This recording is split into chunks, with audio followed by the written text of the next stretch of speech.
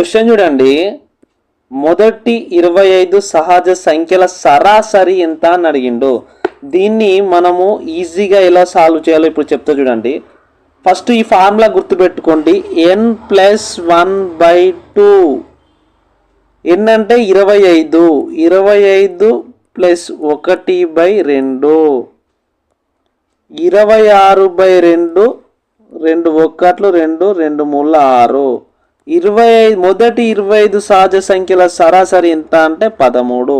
కానీ నార్మల్గా చేయాలంటే చాలా లెంతీగా చేయాలి చూడండి.